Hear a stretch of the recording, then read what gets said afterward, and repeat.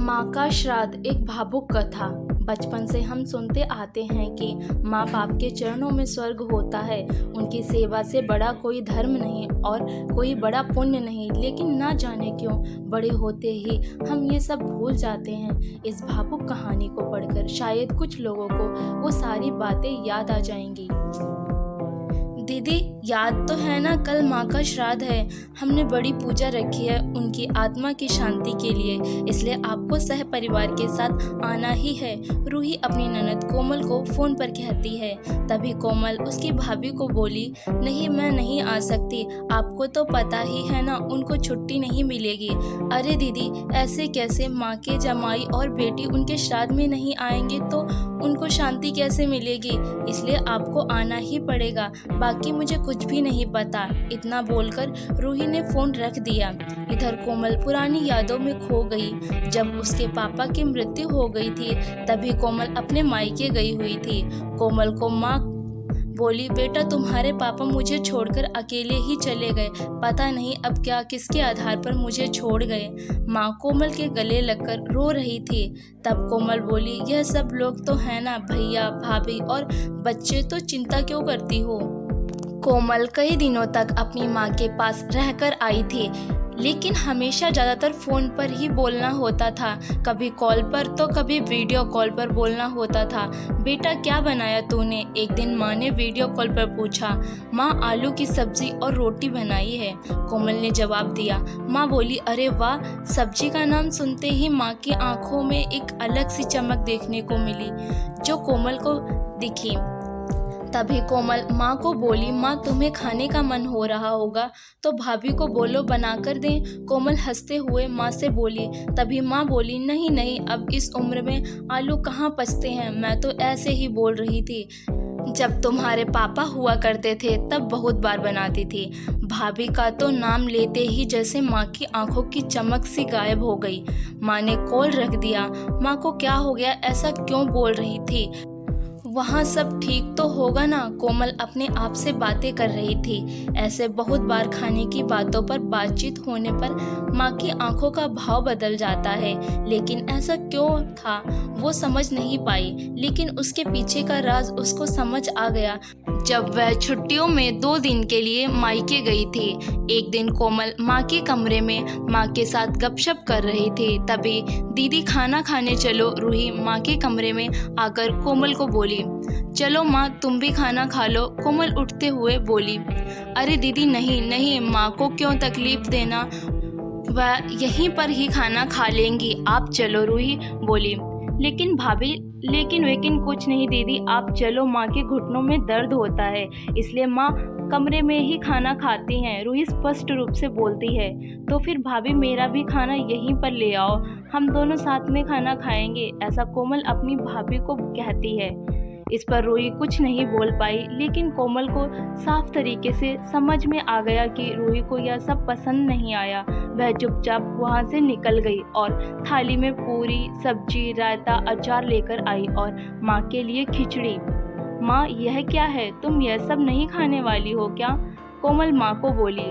उतने में ही रूही बोली, अरे दीदी, माँ को यह सब हजम ही नहीं होता, इसलिए मैं उनको खिचड़ी और दाल ही देती हूँ। इतना बोलकर रूही वहाँ से निकल गई। माँ ने अपनी प्लेट उठाई पर माँ का ध्यान कोमल की प्लेट पर ही था। यह देखकर कोमल सुन सी पड़ गई। उसने माँ के मुंह में एक पूरी का निवाला डाल दिया, लेकिन माँ ने मना कर दिया। तब कोमल ने अपनी माँ की आंखों में वही भाव देखा था जो वीडियो कॉल पर देखा था। पता नहीं भाभी का डर था या लड़की की निवाले का मोह था।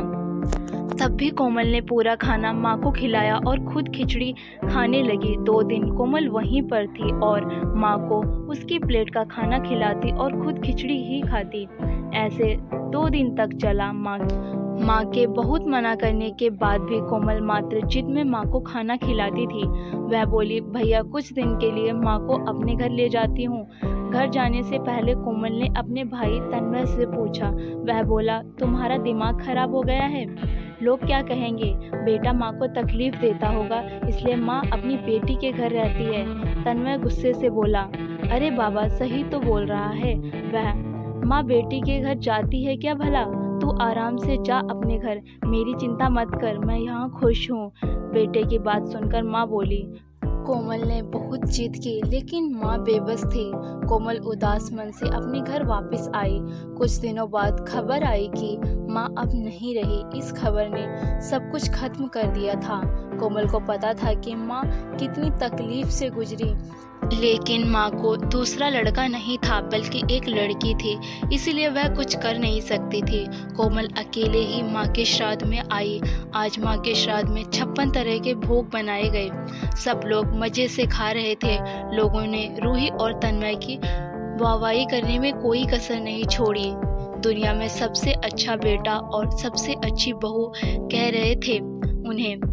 माँ के गुजर जाने के बाद इतना विचार कर रहे हैं तो माँ जिंदा थी तब कितनी सेवा की होगी दोनों ने। कोमल दुखी होकर माँ की तस्वीर की तरफ देख रही थी।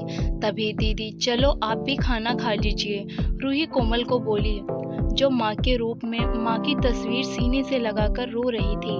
वह बोली, नहीं भाभी मुझे नहीं खाना। लेकिन क्यों, आप नहीं खाओगे तो माँ की आत्मा को कैसे शांति मिलेगी? रूही कोमल को बोली, भाभी जिस खाने के लिए मेरी माँ जब जिंदा थी तब तरसती थी, उसे मरने के बाद दे रहे हो तो वो कैसे तृप्त होगी?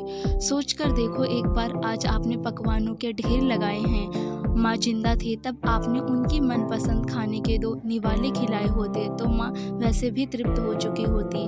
वही माँ का असल श्राद्ध कहलाता। यह जो भी हो रहा है वह सिर्फ एक दिखावा है। इसकी वजह से माँ कैसे तृप्त हो पाएगी? और जो घर में मेरी माँ अतृप्त होकर चली गई हो वह घर से मैं खाना कैसे खा सकती हूँ भला?